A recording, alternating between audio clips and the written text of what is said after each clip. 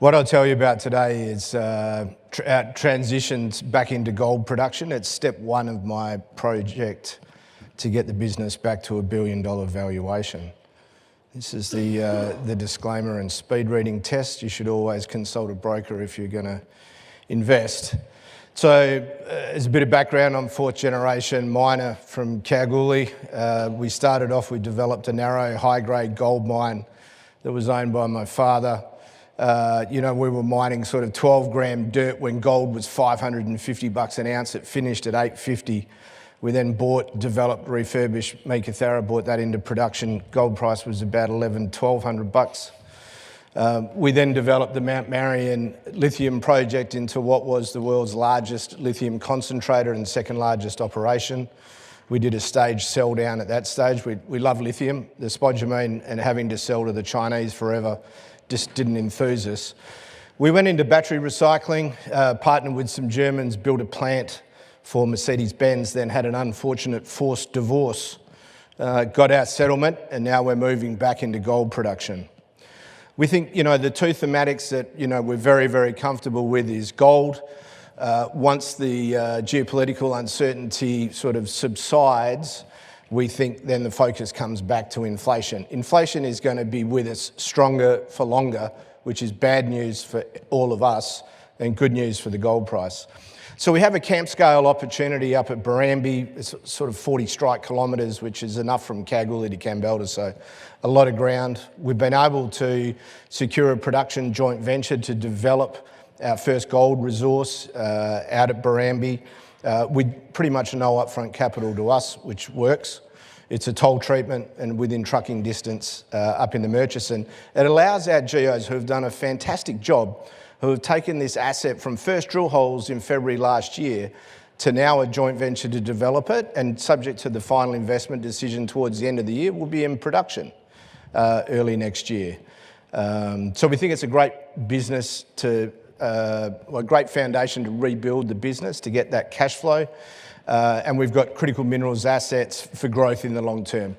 The transition to net zero, whether you believe it or not, it's going to happen. I mean, you have a look at the EV cars, you just can't ignore the economics. They cost, 10% of what an internal combustion engine. So, lithium and vanadium, two commodities most positively impacted by this net zero transition according to the International Monetary Fund.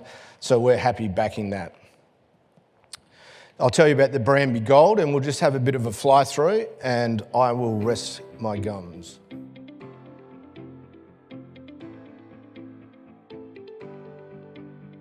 Neometals' 100% owned Barrambie Gold Project is located between the Western Australia mining towns of Meekatharra and Sandstone.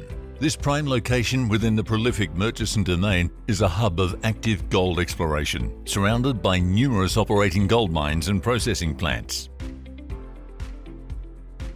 Having held the project since 2003 with a focus on its globally significant vanadium titanium resource, Neometals has now recommenced active gold exploration for the first time in 20 years. Situated on a major crustal feature considered vital to the formation of the multi-million-ounce gold deposits of Sandstone and Yuanmi to the south and Andy Well to the north, Neometals' granted and pending exploration tenure spans 357 square kilometres and covers 40 strike kilometres of the Barrambie Greenstone Belt.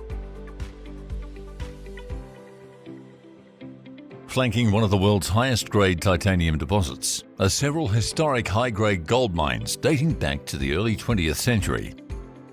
Notably, the Barrambie and Mystery mines produced at grades approaching 1 ounce of gold per tonne, with operations extending to depths of nearly 100 metres below surface. Based on historical drilling from the 1980s and 1990s, in 2024 the company announced an exploration target ranging between 335 and 775,000 ounces of gold, which underscores the project's significant potential to host multiple gold occurrences. During 2025, the company completed successful RC drilling programs at several targets, including at the Barrambie Ranges Trend, Mystery Area and at the Ironclad deposit, which is currently being prioritised by the company for early development and near-term cash flow. Recent drilling at the Barrambi Ranges Trend, situated to the east of the large titanium vanadium deposit, returned excellent results in the area of the high-grade workings as well as along strike. This footage shows an approximately 1 kilometre segment of the Barrambi Trend, where the recent drilling returned results up to 5 metres at 5.6 grams per tonne gold, including 2 metres at 13.27 grams per tonne gold. Historic workings have been mapped along 4 kilometres of strike, demonstrating the scale of the target. The historic Barrambi Ranges gold mine produced over 15,000 ounces at 29 grams of gold per tonne between 1905 and 1911. This long section portrays a snapshot of the underground workings as they were in 1908. Also portrayed are the north plunging high-grade chutes recognised by the miners, which would have produced at many ounces to the tonne. Recent drilling demonstrated significant exploration potential, returning several significant results below these historic workings, such as 2 metres at 19.41 grams per tonne gold, including 1 metre at 38.4 grams per tonne gold, 2 metres at 11.75 grams per tonne gold, and 2 metres at 7.39 grams per tonne gold. This 1.6 kilometre segment of the 4 kilometre Barrambi Trend highlights the exploration opportunity, especially given the initial exciting results from our first exploration program, testing below the sparse, shallow historic drilling. Opportunities beyond the Barrambi Ranges include the Silver Lining and Kismet prospects, and the Ironclad and Mystery targets in the Sugarstone area, approximately 8 kilometres to the north of the Barrambi Ranges. Significant data sets were available from historic drilling, which was used to guide initial drilling, and in June 2025, Neometals announced an opening mineral resource estimate of 13,000 inferred ounces at Ironclad. However, recent infill drilling has increased the confidence in this estimate, and step-out drilling is helping to identify significant opportunity for further resource growth, such as 19 metres at 4.16 grams per tonne gold, including 9 metres at 7.19 grams per tonne gold, located down plunge of the near-surface mineralisation. The Ironclad MRE was updated in March 2026 and now stands at 285,000 tonnes at 1.6 grams per tonne for 15,000 ounces of gold. Significantly, 86% of ounces are classified in the higher confidence indicated category. Based on this updated MRE, the Ironclad scoping study outcomes include the potential production of between 10,000 and 11,000 ounces of gold via open pit mining and toll processing, and generating cash flows between $19 million to $23 million. The broader Ironclad Mystery Corridor has significant exploration opportunities, and initial drilling is providing similar success to that achieved at the Barrambi Ranges Trend, with exciting results such as 14 metres at 11.74 grams per tonne gold, including 6 metres at 26.56 grams per tonne gold, being returned from initial testing below the shallow historic workings. The Ironclad Gold project is well advanced, with next steps along the development pathway to include execution of key agreements, completion of remaining technical investigations, and submission of outstanding approvals documents. Gold occurrences are documented across the length and breadth of the Barrambi project, hosted in various lithologies and of multiple styles.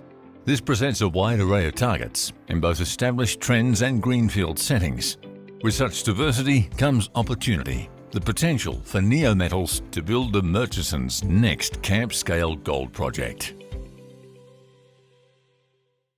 Our strategy is, it's a big tenure package, so rather than spending tens of millions of dollars on exploration, we went out to the geos and said, look at the low-hanging fruit. What can we get into production quick, get into cash flow while the gold price is high, and we can explore later. And so that's why we started up at Ironclad, but a fantastic deposit in terms of the scale.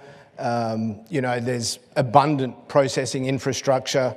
Our partner's actually got a toll milling contract at a mill, which is great. You can be 100% certain of incurring mining costs It's actually having a milling contract that makes the difference.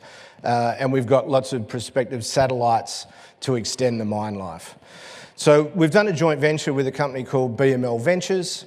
They're a very successful Kalgoorlie-based mining contractor. They've done a number of these. They did Jeffreys Find for Oric. They did a cutback for the administrators of Walloona and made $35 million each. They're doing Gold Arc at the moment. They're doing Lefroy. And so what we've done is we've demarcated a mining lease out.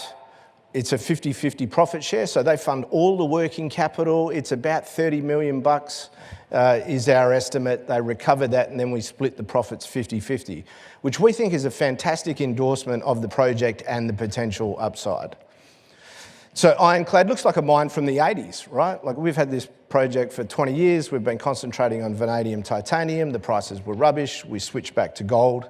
And so you've got oxide material at the surface, very, very wide.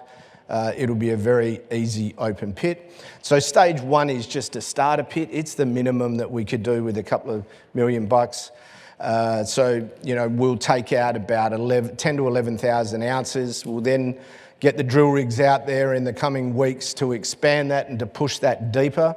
That pit shell is about 12 months mine life. We want to extend that out to sort of 2 years mine life, and then to bring on a couple of satellite pits. We use pretty conservative estimates in the scoping study metrics, but you know that it's really just a starter to get us cash flow in stage one. So, you know, we've got more 1 gram material outside the pit shell than in. So it's a bit like shooting fish in a barrel to extend that. And we've got a fantastic pipeline of projects now that we will push from being prospects into being deposits, and then starting to evaluate them from mining. So that's stage one, get the cash flow. And the big growth asset, I think, is the Utah Brine project. So it's a strategic entry into a known lithium potassium basin in the USA, the Paradox Basin. It's the largest brine reservoir in the US. What we've been able to do is to do a deal where we now can access 23 inactive gas wells. We can sample the brines, we can use them for extraction. Previous explorers have proved that DLE works. We have deep processing experience with lithium, from upstream lithium, battery recycling, into lithium brine processing. We've piloted Rio Tinto's Rincon in 23-24, and we've got a commercialisation MOU with them at the moment. What we really like is, you know, Utah is it was number 1 ranked mining jurisdiction in the world in 2023. We have private land that's owned by our buddies that own this gas plant in the bottom left-hand side there. We've got high voltage power at between 2.7 and 6 cents a kilowatt hour, which is practically free when you compare it to Australia. And the gas is $1.50 a gigajoule, right? You can't even transport gas in Western Australia for that.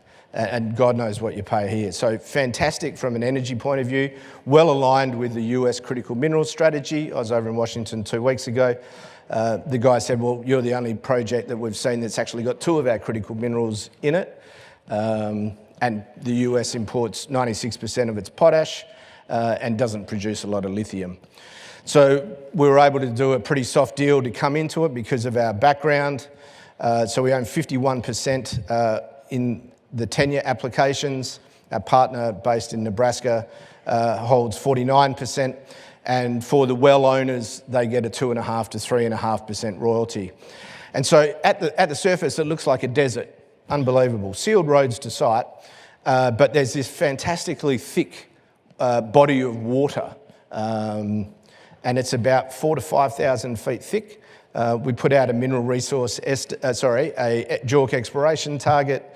Was about 6 or 7 billion tonnes of brine containing 1.9 to 6.5 million tonnes of lithium carbonate and a couple of 100 million tonnes of muriative potash. So, you know, you've got a natural resource there that has, you know, somewhere between $100 and $200 billion worth of in-ground material. And we've got the expertise and the know-how to actually monetize that. We've got a very aggressive program over the next year. Exploration target, we'll bulk sample it, run it through the pilot, put out a mineral resource estimate and scoping study within 12 months. I got 8 seconds. So at the moment, we've got about 3.9 million in the bank. We're halfway through a capital raising. We've got an experienced board with excellent character and wanting to make it happen. And Chrissy's going to chase me off the stage. Thank you very much, ladies and gentlemen.